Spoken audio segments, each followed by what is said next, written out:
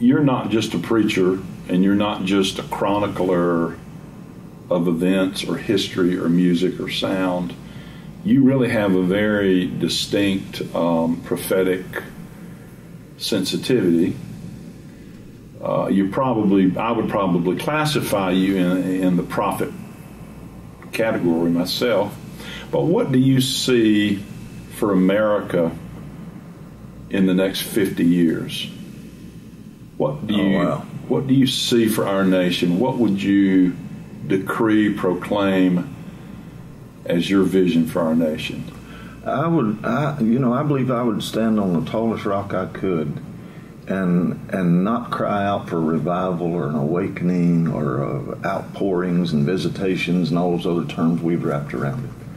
I think I would cry out from that rock for the harvest. And harvest is not necessarily based upon all the little nuances of theology and people preaching or ranting their personal preferences. That's and all right. that, but just the love of God to come to a land are times dark? Yeah, and they're getting darker, but they've always been dark as long as there was sin in man's heart. That's right. And as long as we study history, it's always been there. But I don't think we're supposed to necessarily just keep declaring another seasons of revival, waves and ebbs and flows and stuff. I would like to ask the Lord and declare that if it really is a Tabernacle of David generation, let there be a 33-year release of the love of God, revealing who He really is, not all this religious stuff, because I believe in that next, starting even now, I believe God's going to begin to reveal Himself to our nation in ways that no other generation has ever experienced God. Ever. Absolutely.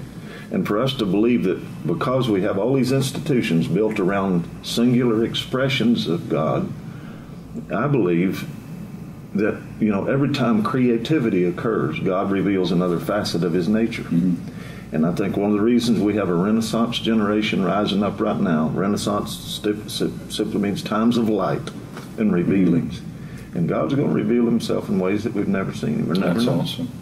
And I think in the next 50 years, at some point, there's going to be an ignition, and maybe we're already in the ignition stage. Yeah. An ignition of a 33-year knowings of God coming to this land. We proclaim it. We declare it by faith. His love is too deep. His mercy is too great. Why in the world do we keep doing church when we and I'm not one of these anti-church guys. I'm just saying if what we got right now is all there is, we're in trouble. We're in trouble. Yeah. So. What we do, we proclaim the manifest presence, love of God to permeate our land, that there will be enlightened, vibrant cities from state to state, and multiplied thousands, even millions, would come to the true knowledge of God in our great land. And we proclaim that America's day is not over. Yeah. It perhaps in some ways has not even begun. Yeah. Amen. And the uniqueness of every one of those subcultures are the note that they'll bring to the new symphony that God's going to release. Wow.